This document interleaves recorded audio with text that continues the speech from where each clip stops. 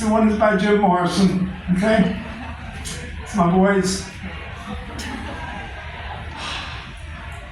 The epigraph by Jim Morrison is, the West is the best. The West is the best. Get here, we'll do the rest.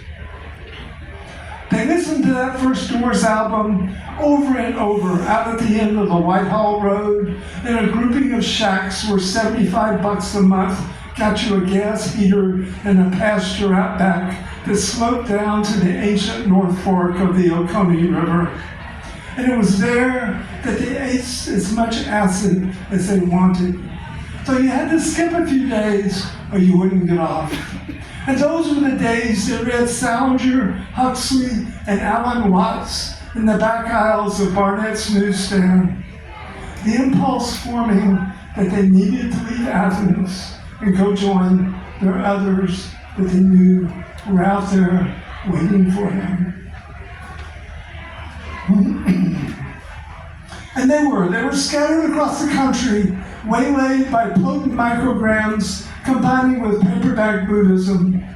And they had stumbled through a portal, the oneness thing, that most burdensome moral code which, once touched, becomes brain flypaper, unshakable, a state akin to going mad.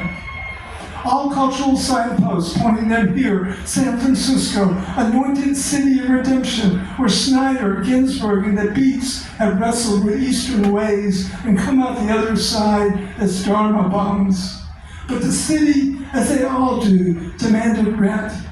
Union jobs found down at the docks, where some became skinny arm longshoremen by day, so they could sit with teachers by night. They sat with gurus, dancing Sufis, hash-huffing fakers. A few of them charlatans, of course, but no one cared. They were too busy striving not to strive, too busy thinking hard about how to not think, while exhausted from throwing coffee bean sacks all day down on the waterfront, or worse, stacking fresh animal hides in the bottom holes of rust bucket freighters just in from Juneau. And it was down at Pier 37 or over on the Oakland docks. That's where they often encountered their mirrored selves just in. And there were people who were coming in from Ann Arbor, from Akron, from the Lower East Side. They were coming in from Athens, Georgia, for Christ's sake. Fellow pilgrims who had heard that same call, who had rode the highway west, rode the Snake West, where they met their own kind deep below the waterline in ships, and they were standing in bilge sludge. And this was so appropriate, they thought, that they could go no lower in the world. And there, pleased with this renunciation of hankering, they peeled apart hides that so recently had covered animals running wild, much as they had so recently been running free in leafy college towns or grit-grimy hoods. And they kept coming in waves, each newly arrived cast looking up to those who had gotten themselves here earlier, those who had venerated the diggers, summer of love activists, some the same dropouts that Joan Didion had interviewed, disdained, and not understood. And they sat in stiff rows in halls, ashrams, and storefront temples, each copying the other's posture, the back arch, the thing you do with your fingers, the severe chin tuck, the deep exhalations, all striving to master right practice when beginner's mind was sufficient. Each Zen-does formality suppressing all chit-chat, but in the foggy meadows of Golden Gate Park, or while working deep in the holes of freighters, observations got swapped on teachers, which path, which discipline had the juice, the stuff they had all come here to find. And oddly enough, it was an American, a college professor whose weekly classes combined the pith of lectures with a kind of stand-up spiritual shtick.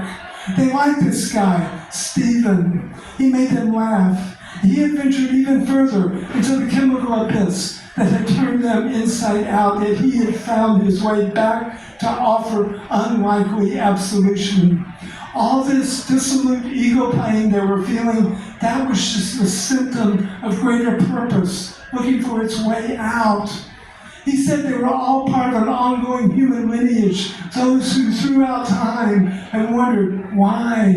Why are we alive? Same as Whitman did when he held up that blade of grass and wondered, whose?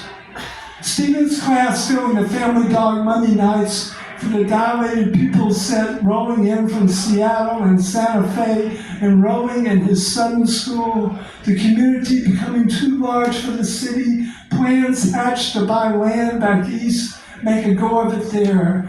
Mahayana, the big boat, all souls welcome. Bus families forming, money pooled, ancient school buses remodeled into rolling nomadic tents. And they became Okies in reverse, pilgrims leaving the city where they had come together, their meetings held so close to the Pacific, its waves could be heard slapping Ocean Beach just across the great highway, where the continent ran out, where there was no more west to get to. The West's promise of redemption finally kept.